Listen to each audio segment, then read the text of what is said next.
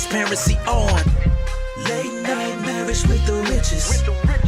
Late night marriage with the riches. You need that real talk, this is what you want.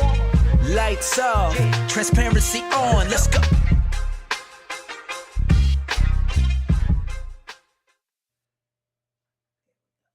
Hey, what's going on? What's going on, fam? What's going on? Welcome to Late Night Marriage with the Riches. I am Damon Rich. And I'm Tamika Rich. And listen, it's lights off, transparency on. So we are ready to go in with you tonight. Hope that you are ready to go in with us tonight. We're going to be talking about battling divorce. We're going to talk about battling divorce. And trying to see where I want to start with this one tonight. Where do we want to start? I want to hit something real critical because if you saw the post for tonight's show, you know, about 50% of all first-time marriages end in divorce. Then the more times you get married, the more that number goes up. Right, so you're on your second, it goes up. You're on your third, it goes up again. So the more that you get married, the more your divorce rate goes up. So 50% of all first-time marriages go up. I was surprised when I was looking at the stats. I want to say it's like 64, 55 or something like that. 64% of men get remarried, 55% or so of women get remarried. That's interesting. It's very interesting because a lot of guys that I talk to, like, I'm doing this one time only. And this is from divorce. But I can't see that. Yeah. It's in. So we have a conversation sometimes as men that we talk about where we're built to be husbands. And some men innately know, like, I'm at my best when I'm being a husband.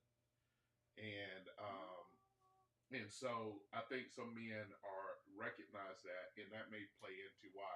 But I hear, and it's funny, I hear more women vehemently say, I will not get married again. Get me out of this marriage and I'm done. And I don't hear men say that. Men be like, I don't think I will, but, you know, it depends if the right woman. So, and I've seen men do it a lot faster or talk about companionship because I think it's harder because you see men jump back in it a little sooner than women because it's not good for them to be alone. And so they follow in the words you say. Sure, that's what we'll go with. They're following the words you say. They understand it's not good for man to be alone. Ain't that something? I think that happens on both sides, but yeah, we go with it. We stick it with the men. Yeah. So we're sticking with that because they do it a little sooner. Yeah. And you hear women, you're right. Go, I'm not doing it again. Yeah. No. Especially, I think if they're over at a certain age. Well, what's funny with me with women is depending on their age when they say that. They start shifting when they get older in age, and then it's like, oh, I want some companionship. Now it's like, right, I agree with that. Hold on. But for men, and I think this is flip, when he gets older, he's like, oh, I want some companionship, and it ain't even about sex at that point, but I ain't finna get married again. It's like at this point, the boat of somebody marrying me, and I'm done. So it's like windows. We frequently talk about among men that there are windows. Usually, if a young man is not married early, like in his early 20s, then the most likely window of him getting married is usually going to be in his late 30s, early 40s. Yeah. It just seems to play out that way. There's no scientific evidence on that. No scientific evidence and thoughts on that, but that's kind of how it seems to play out. Yeah, it does. Yeah. So what we I definitely say 40s. You say 30s, but I see mostly 40s, mid 40s, and even inching towards 50. Yeah. No. I would say, late 30s. I would definitely say probably the real window is probably 40s, like early to mid 40s on, and then I think that window closes again when they hit about 60. Like, I have a companion, have some women that I hang out with, but as far as like marrying and even potentially being locked down, chick is like, nah, and it ain't even again about promiscuity or whatever. It's just like kind of setting your ways, and it's like, I'm good. I'm where I'm at. So yeah, I think that's something. And tonight we want to talk about battling divorce. Like, how do you battle divorce in marriage? We've been married for 25 years. And people look at it, oh, 25 years, and they applaud, and it is. It's a quarter century. Um, but let me say, sound like Jesus here. Don't be happy because you have an abundance of years. Be happy that God continues to favor your marriage. Yeah, I make a scripture, right? Mm-hmm. So, because people will get excited about the number of years and not the quality of years. For sure. Right? Mm-hmm. And then it's like, oh, because of the number, we're going to keep going. But we don't have the quality. Or because of the lack of quality, I'm going to quit. Mm-hmm. One of the stats I ran across was that most marriages, the average marriage makes it 8 years before divorce. Mm-hmm. So it's like around 8 years is the average time at which people get a divorce. So that's intriguing and interesting in and of itself as well, right? Because of the average amount of time. So they get 8 years, they have new beginnings, and they decide, I want a new beginning, mm-hmm. right? And so they get there. And let's start over or do something different. There's this video, and I think I want to cover it at some point, where this lady is talking about she's divorcing a good guy, and there's the reviews are mixed. There are women who are like, and she's like, really, my husband is not a bad guy. I mean, he's got some things that he can get better or whatever, but I just feel like I'm leaving the bad guy. And the reviews are mixed. Some women like, what's wrong with you? And some women like, girl, you don't have to, you need to be happy. Yeah. Right. So. I could probably see where she's coming from if I have the conversation. I don't know the story. I haven't heard it, but I think a lot of times, and I'm not saying this is that I agree with her or something she should do, but good doesn't necessarily mean good for you. And see, that's what and I think that's part of the challenge that we have in marriages these days. It's like, what's good to you changes as you mature in age. I don't see it that way. I see it more on purpose and God, and if that's the spouse for you. You know, it's a real funny time to ask about that after you done said I do. Yeah, agreed. Particularly for believers. Mm-hmm. Like, oh, I'm going to ask after the fact, God, is this the one? Mm-hmm. Right? Now, and I've seen situations like this, someone asked them in advance, did you hear from God? Yes, God said this is the one. And then after they hit a rough, no, this ain't that. Well, is God schizophrenic? What's going on? Right? So if you didn't hear God correctly about getting in it, then how do I know you're hearing God told me to leave? Hold on, God told you to join, then God told you to leave? Come on, God ain't that fickle. Mm-mm. But when it comes down to it, and we say good for you, that good for me changes. I just feel like that changes over time. Yeah, I don't mean as in good for you as the person gets to call that shot, but what I have for you, like what you need, I know what it is. Not me saying that, but God saying, I know what it is. Because if we get what we want, a lot of times we'll go, oh, this is good for me. Mm-hmm. You know? Again, agreed. And you can live that life, but it may not necessarily be his will or the good that he has for you, if that makes sense.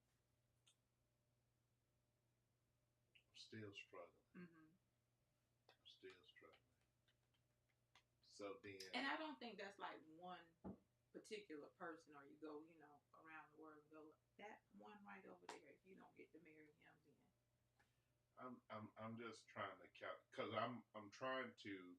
There's definitely a societal view, and then I'm trying to go and through the Bible. Because if I go at this through the Bible, then you have to wait for God to release you from that. Mm-hmm. Because either you did not consult God beforehand, or you did not consult God when you wanted to leave. You're being ruled by your emotions and your feelings. Mm-hmm. And if God hates divorce, what do you do in that situation? Because you really just have to wait. Because I go to stories, and I know there's more of these stories out there, and so it's not like this is an isolated incident. But I do look at listening to someone like Dr. Tony Evans when he got married or whatever. Mm-hmm. Based on the story he tells about his wife at that time, Mm-hmm. I'm sure he had moments where he said, "This is not the one for me." Right. Right? Mm-hmm. Because he's trying to go over here and do ministry, and she's like, "I don't even want your God," until she finally wanted his God. Mm-hmm. That level of stick-to-itness and trusting God, right, to transform the marriage, mm-hmm. as opposed to me trying to transform it myself. Yeah, for sure. Right? Mm-hmm. And so that's why I'm just trying to be careful about that, because people will take that and say, well, it's not like, in this, I have to find a video for it. Like, it's some women that's for her, and it's somewhat, but all of the women that are for her is, you should choose your happiness over everything. Right. I don't necessarily agree with that. Oh, okay then. Mm-hmm. All right. Because happy is a right. fleeting emotion. Mm-hmm. It's a fleeting moment, right? I've seen somebody be happy and pissed off 5 minutes later. What happened to the happy? Right. Right? So, yeah. So we've been married 25 years, and we have, I've had, I don't know about in your circle, I have conversations with guys from time to time, particularly if they have been married less time than me. It's like, well, what keeps it going? And you know what our answer is around that. Mm-hmm. But there's questions around, like, the divorce. Has it ever crossed your mind? I mean, you act like I said, oh, I want y'all to get it twisted. Mm-hmm. What you see today took time to get to, and there's still more to do. Right. Right? Exactly. So I want you to get it twisted. What you see today took time to build, mm-hmm. and there's still more building to do. Right? Yeah. And I think that sometimes that's what people look at. It's like, I don't want you to ever put our marriage up on a pedestal, because we have had our moments. Mm-hmm. We've gone through battling against divorce. Right. Right? And some people are like, I can't imagine that. Y'all are there are no perfect marriages. Period. None. There are zero perfect marriage.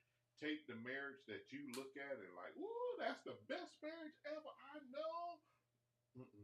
There are no perfect marriages. Some marriages suffer a little, some marriages suffer a lot, but there are no perfect marriages. Right? Everybody has had at some point, if they would be honest, thought about, man, how can I get out of this? Man and woman. The only thing that has sustained some marriages is that they both didn't have the thought at the same time. Because if they did, it would have been a wrap. Right. You didn't say every, though. Huh? You didn't use it absolute. You didn't say every. Okay. It'd have been a wrap. So, Dr. John, I think it's Gottlieb, has this thing he calls the four horsemen of the apocalypse. And he talks about the four indicators that can let you know if a marriage is going to end in divorce. And we were going over this recently, and I thought it would be good to go over it. And I wanted to look back. at when those four horsemen showed up in our own marriage. those four horsemen showed up in our own marriage. And as I was looking at it, I have to share some stuff with you. Like he comes up, he has antidotes to the overcoming the four horsemen. And so the first one is criticism. Horseman number one is criticism. And criticism is when you're basically attacking the person, the character, the nature of your spouse. And this is, according to Dr. Gottlieb, this is the lowest, this is the least threatening out of the four. So we're going to go to least to greatest. Right? So criticism is where it starts. And criticism shows up in so many different ways. And you know what I think the most dangerous criticism is? What's that? The criticism that lives in your head. You would think that the most dangerous criticism is criticism that makes it out of your mouth, because then the person knows what you're thinking of them. Right. But I think the criticism that lives in your head has an opportunity to incubate and fester. It's going to eventually come out your mouth, but it gets a chance to incubate and fester. And when it comes out your mouth or shows up in your actions, it is deadly because it has festered. Right. Yeah, I think even if it doesn't come out your mouth, it definitely shows up in an action or at like one time that throws the whole thing off. Like a lot of times when people go, where did this come from? And all of a sudden, and I think it probably is, and I don't want to say, but I hear this a lot for women where we let it really fester. And so the spouse or the husband has no idea. And you come home one day and it's like, well, what happened? She just packed the stuff and left, and no notice, no anything. Yeah. Yeah. No conversation. Yeah. She just up and left. Yeah. And I think that definitely that festering probably happens a lot. I know that when we were going through, and is one of the conversations we were having, and you was talking about being unhappy. And this is where I would say festering happened to me. I was like, and my response to what you said, I forget all of what you said, but my response to what you said was, you act like I was happy. Like it's, because the way you said it came across, whether that's what you meant or not, was like, I'm unhappy. It's like you having a good time over here and I'm unhappy. And it's like, hell, I'm unhappy too. Right? But my decision, I'm trying not to let my decisions be driven by my happiness, because my happiness can ebb and flow. My happiness may or may not, I can be unhappy at the job and it impacts my home, but it's not that I'm unhappy in my home. It's just that I've let work bleed over into the home. Right. And I think this is what I think about happy. I think that's the low-hanging fruit kind of word, because sometimes you don't know how to dig deeper to actually articulate or communicate outside of happy what it really is. Then what is it? Because if it's the word that's used so long, it's the word that is used a lot, and it's like happy, and what it really means. And we do know happiness is a moment, and it is up and down and driven by emotion. But it's something there, I think, definitely a little deeper than just happy. For some people, I can't say for everybody, because sometimes people it's the smallest thing. Yeah. And it could be happiness or the immaturity of the person, But I think sometimes people just use happy as a easy escape or word or a out. And just goes, oh, I'm not happy. I think that could be true. I think where I look at that, and I probably look at it just a little bit differently, is I think that when we are unhappy, or when we are most unhappy, is when we are comparing to something. It ain't always got to be other people. It could also be what's in our mind. I remember in our conversation you said, "I thought by now," and I look at those words as like deadly words because those words say, "I thought by now" is measuring against something, and sometimes the thing that it's being measured to is oblivious to the other person. But my response usually when I hear that is, "I thought by now." I always ask the question based on who's playing. Right. And for me, I see it a little different because we have had this conversation, and I always even tell people there's two sides in the perspective of how you see I thought by now. So I thought by now definitely how you say it and what you're measuring it against, or who says we should be in this place by now. And for my I thought by now is we don't use it as an excuse. Mm-hmm. You know, Mm-hmm. well, if I say the other person doesn't use it as an excuse. So when you go, oh, by whose calculations or this, it depends on what it is. I think it is, and you have the conversation and goes, and it could be both sides. Hey, by whose calculation for this, and goes, well, who measures why we can't be here?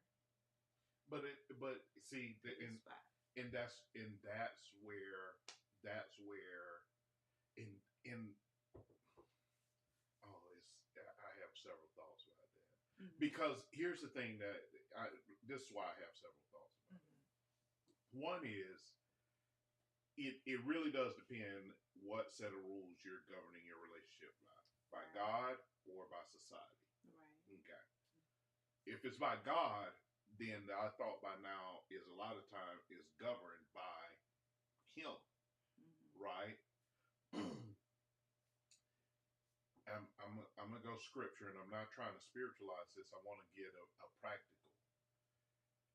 The only reason Ishmael ever entered the earth is because Sarah and Abraham thought by now. They had something in their mind about how it would go. And when it didn't go the way that they thought it would go, those unspoken expectations, right? And I know we're talking about God, but that it would go, then they took action on their own because I thought by now we would have the seed that's been promised to us. Right. So when I look at it in that context, there's something in the mind that has not been spoken potentially or clearly communicated as far as where. One of the things I realized that as a husband that I failed at greatly was setting vision. When you don't have, my people perish for lack of knowledge, right? So if you don't have knowledge of where we're going, it's easy to make up in your own mind where you thought you should be. But if you have a plan and you're working that plan together as a unit, then it's like, oh, okay. But let me put it in some more practical terms. If I want to get to, you were getting ready to go out of town the other day, over the weekend, and you were deciding, okay, what time do I need to leave? Right. And I said, what time do you want to get there? Right? And you said, well, I want to get there by this time. And I put it in the map. If you want to arrive by 10, the map said, then you have to leave no later than this time, right? So you had a destination. You knew when you wanted to arrive. And so you had to plan accordingly to adhere to the plan.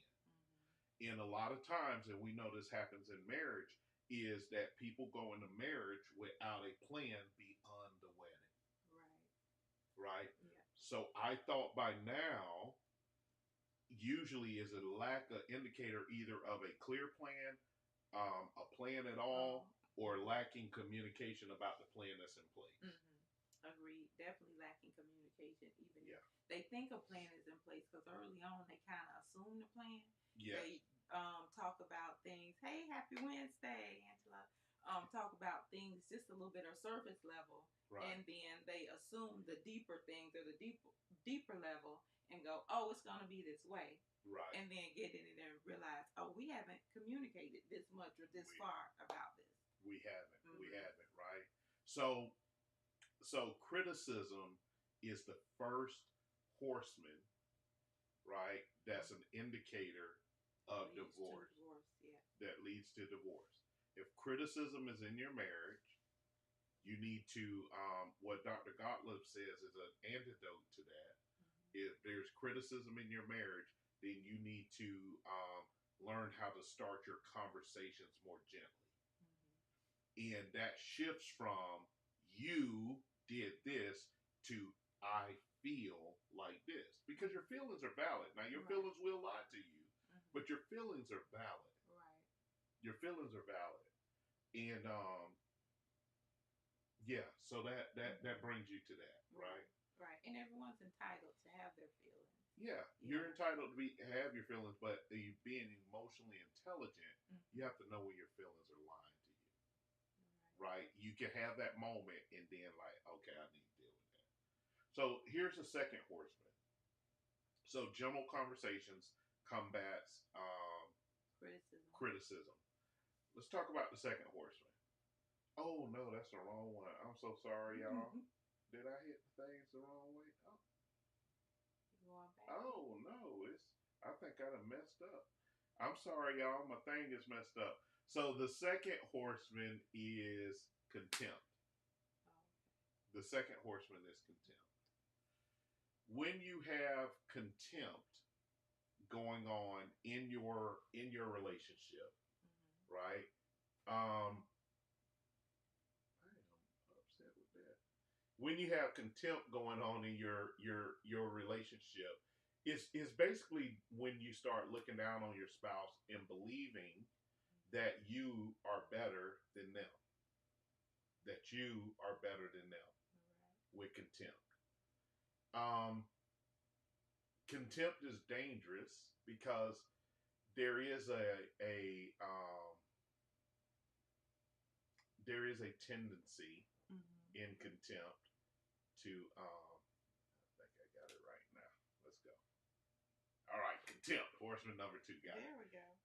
Contempt is that looking down. I'm better than you. You believe that. You want me to tell you when contempt shows up? Ooh, it's a classic phrase. Oh, it's a good one. It's a classic phrase. We grew apart. I outgrew you.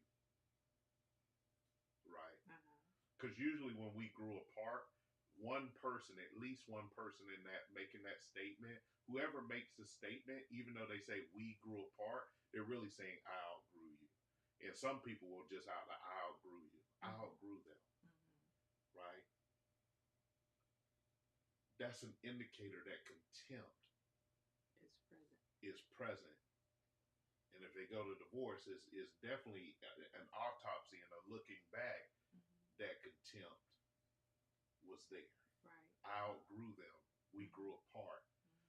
We talked about criticism, but when the way they do stuff just can never meet or satisfy you because you want them to be you, and you are a poor version of yourself. So it's like you start to despise them, yes, but not really realizing it on your part. Yes, bitterness is setting in, resentment is setting in. You're right. You start to despise them and look down on them because of the level of contempt that you have in your heart for them. Right? And it's typically you cannot have contempt for someone that you don't think that you're better than in some way, shape, or form.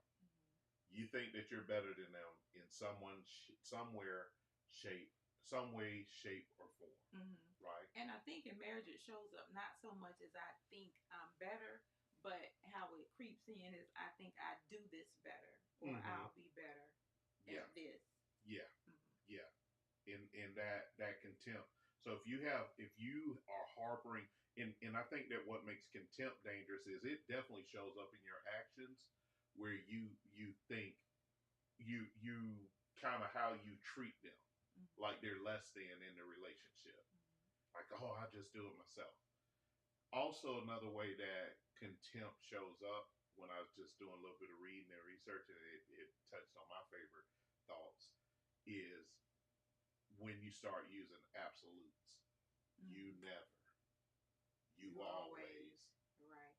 Those are usually signs that contempt is there because you have set this person to a level that everything they do, you And have that was the other word. Every time. every time. Yeah, that's you're showing a level of contempt for them. And the only way to combat a contempt is with appreciation. Now, if you're telling me there's nothing they do that you can appreciate, nothing, nothing they do you can appreciate. That's a bad place to be in. That's a horrible place to be in. That's a horrible place to be in.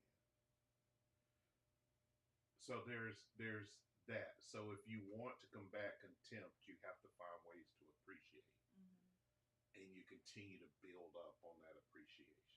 Right. Okay. Let's go with number 3. Defensiveness. You become defensive. Like you feel like everything is an attack, even when it's not a complaint, even when it's not criticism, even when it's not contemptuous. You feel like everything is an attack. I got to defend against everything. But one of the things that brings out defensiveness is when the other person has detected the contempt. Now I know you're looking down on me, and I feel like I have to defend myself. Right? Right. If you find your spouse always on the defensive, know that the or in the victim seat, because that's another way defensiveness can show up. They find themselves always in the victim seat. Then know that that third horseman is galloping somewhere around your marriage. Right. Right?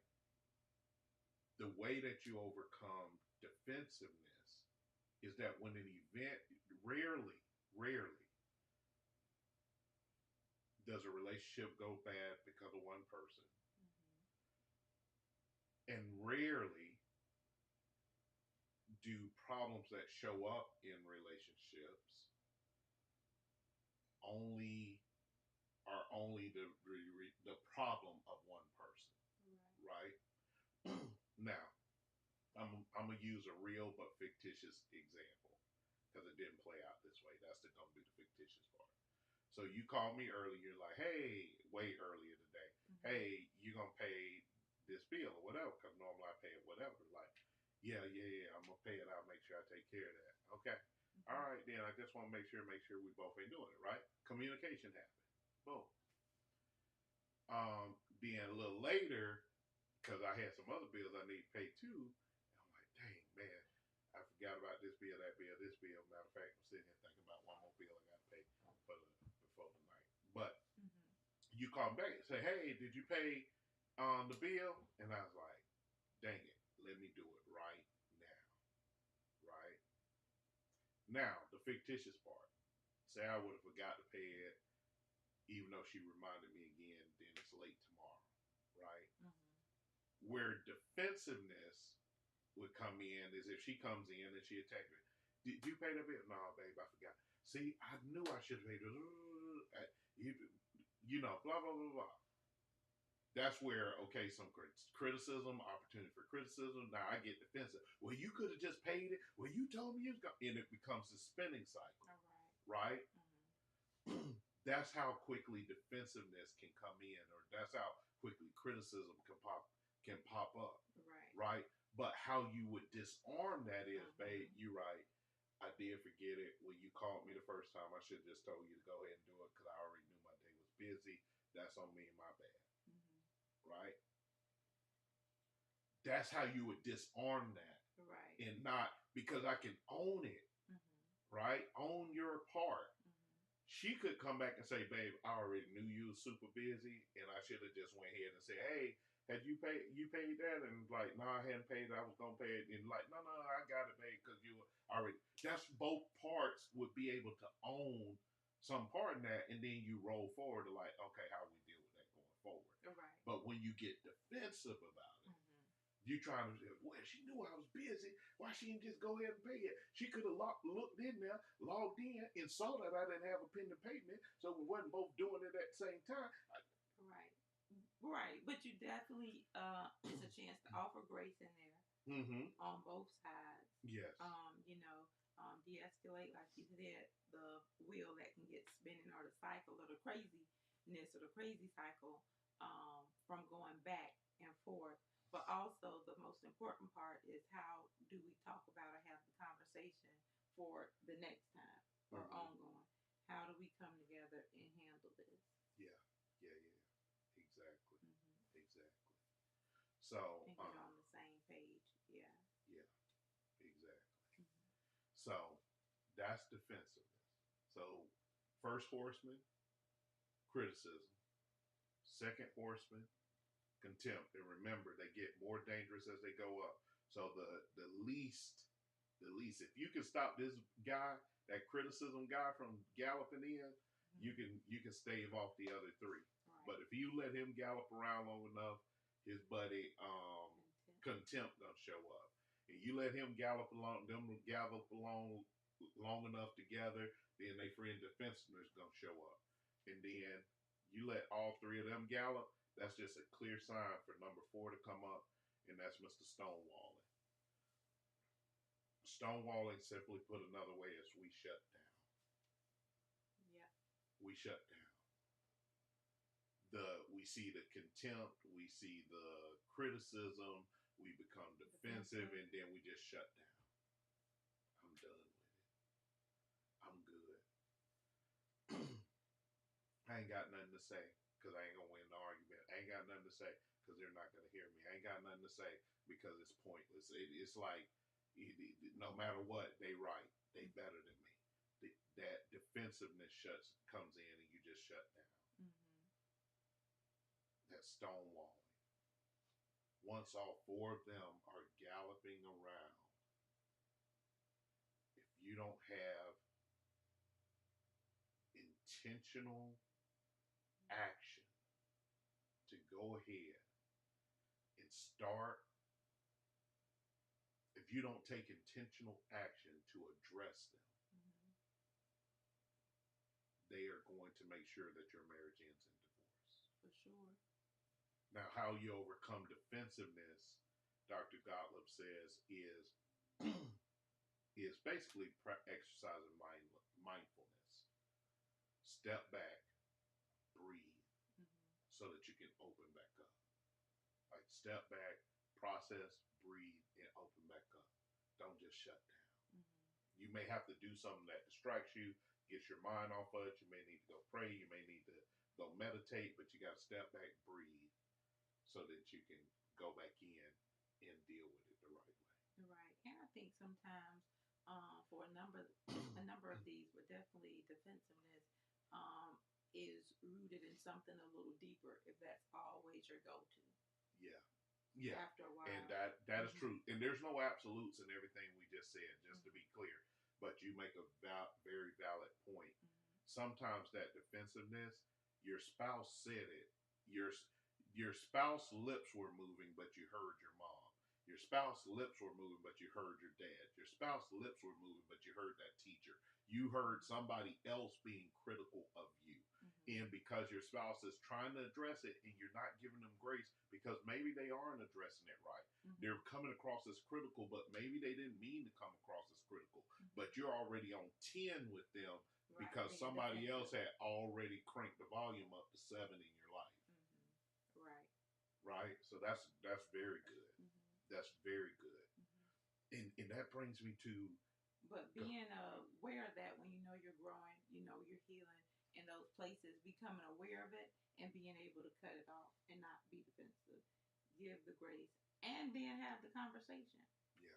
But you just said something key, and that's what I was about to go, where I was about to go. Being aware of it. If you're not self-aware, if you're not aware of it, it's hard to I cannot address something that I don't know is there.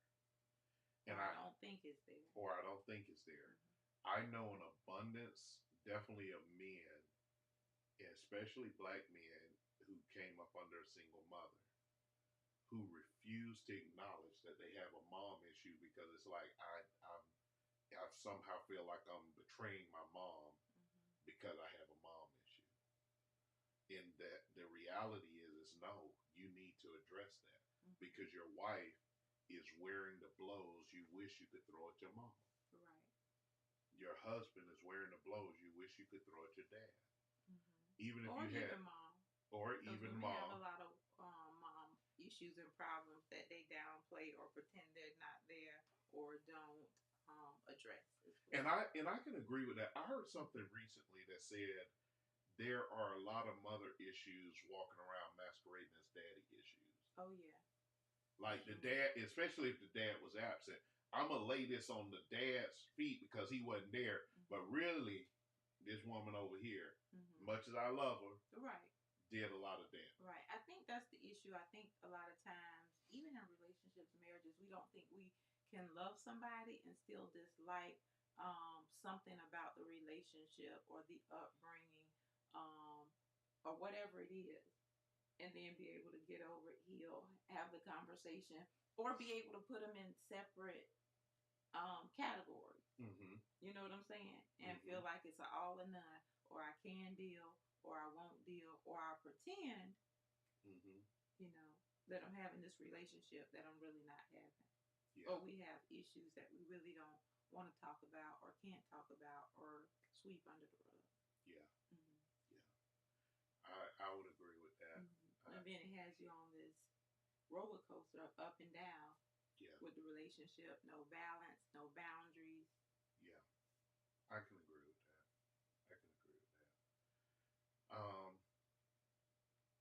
That's it.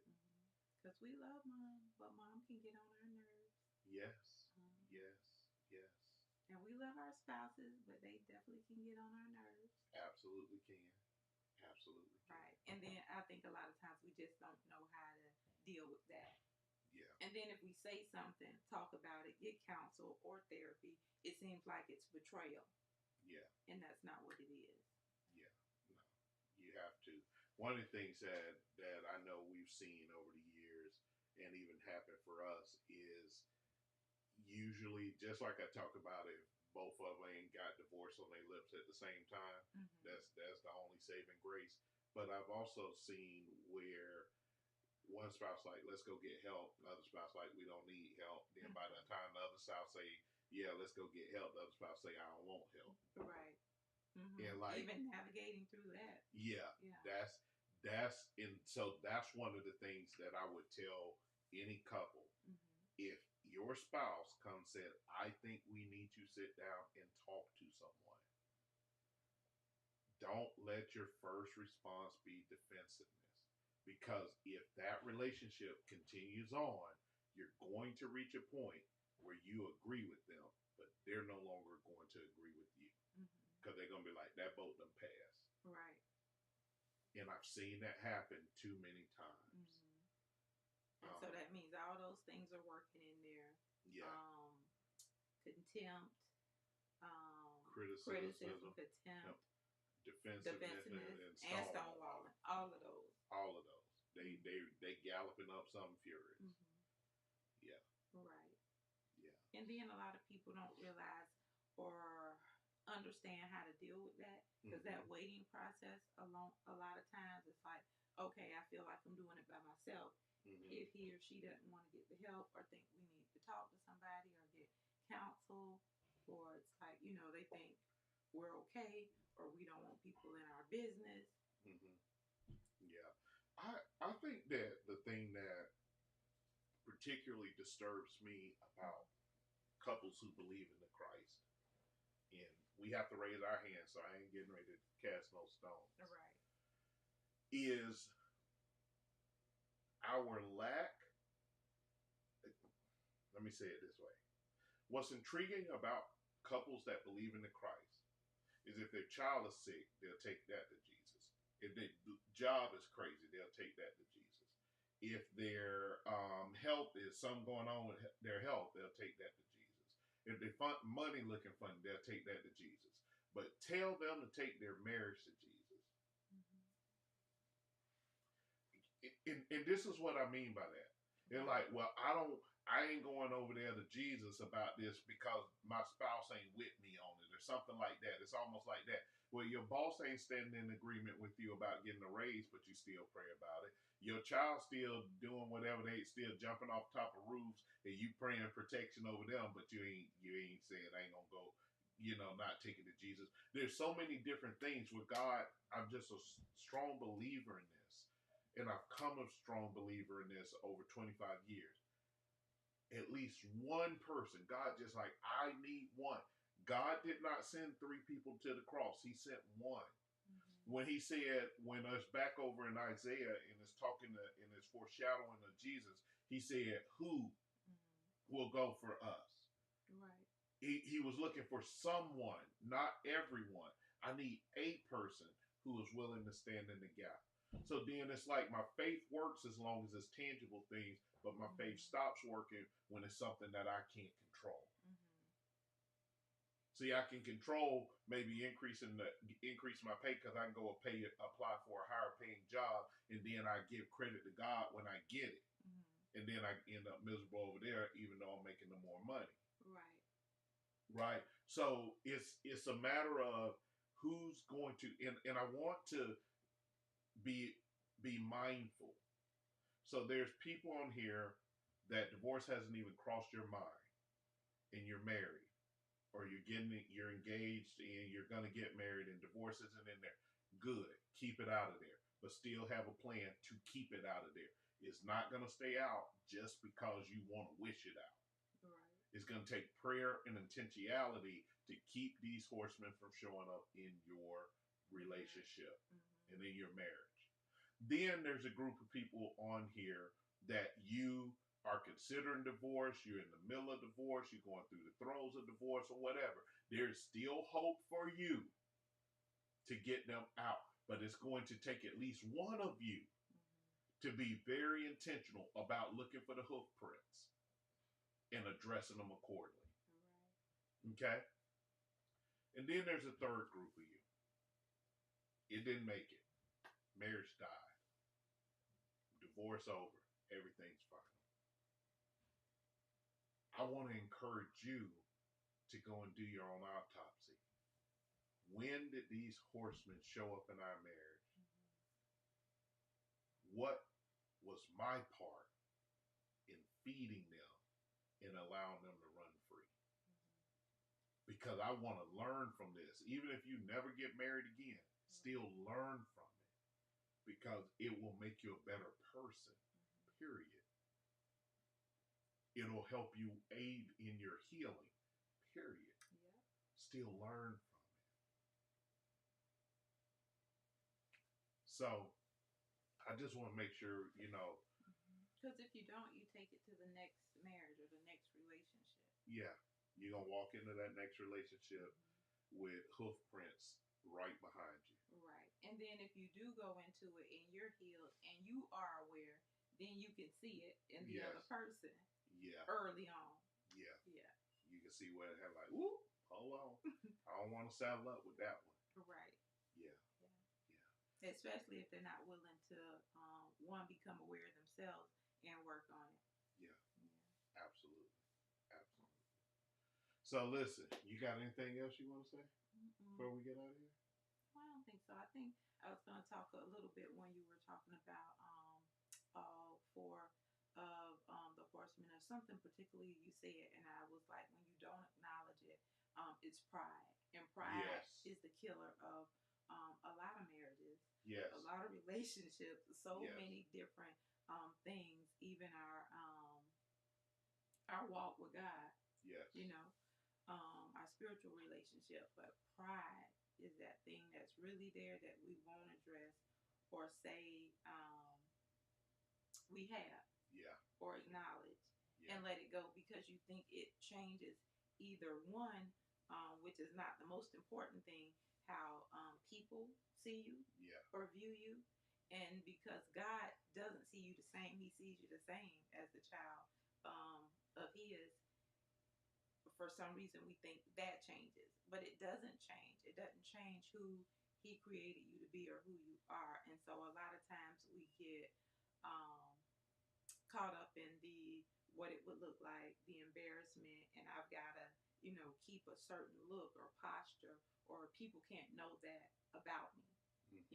I think you do have to be careful about vulnerabilities and transparency, but not to the point where it becomes pride and it kills you, and you don't go to the doctor. Yes.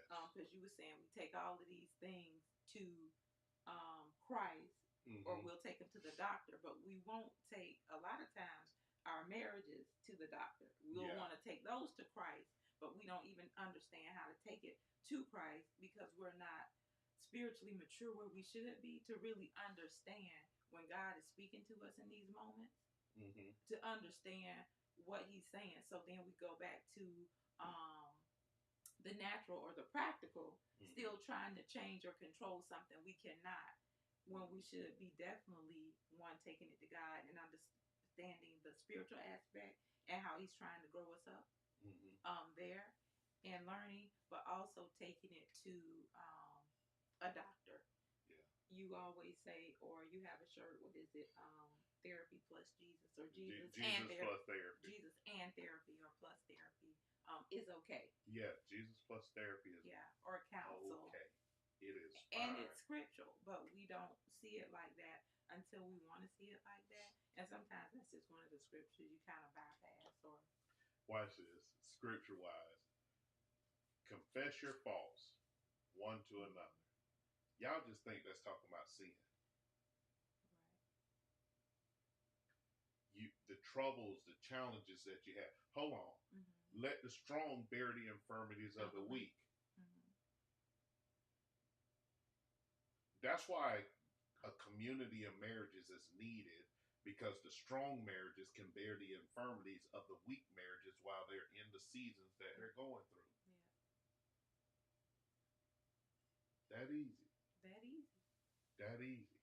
But we don't like to apply scripture practically. Right? So, yeah. Let me say this. You see at the bottom, text intimacy to 850-448-0911.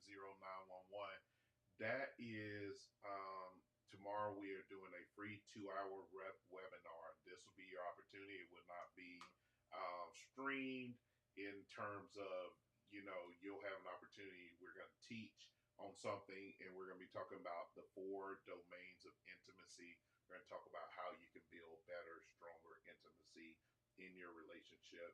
We're going to dispel the myth that intimacy means sex.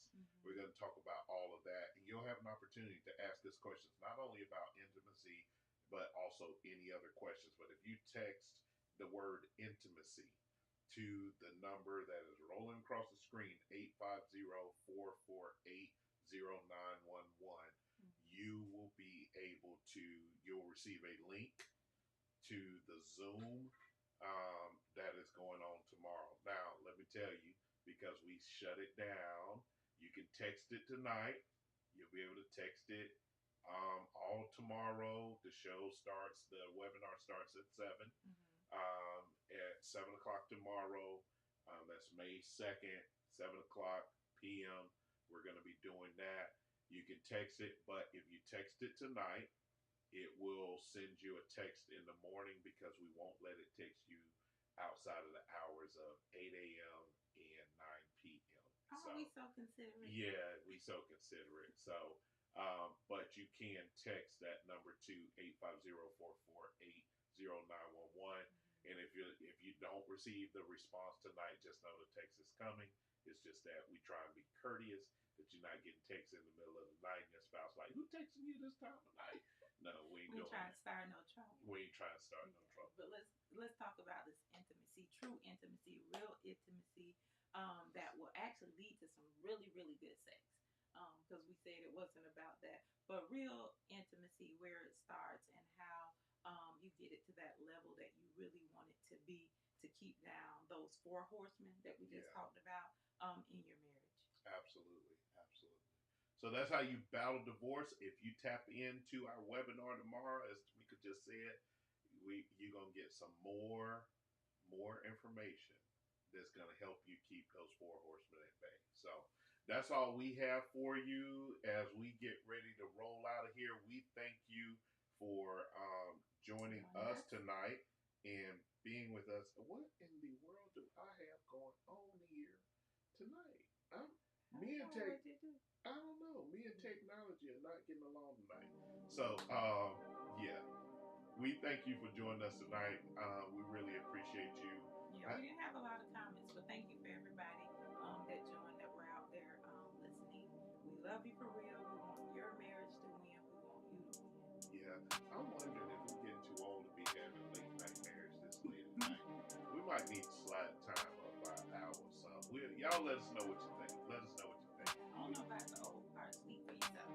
Yeah, 9 o'clock. We might have to slide this thing up to 9 o'clock. Right now we at 10 o'clock, but we'll see how it goes. Thank you for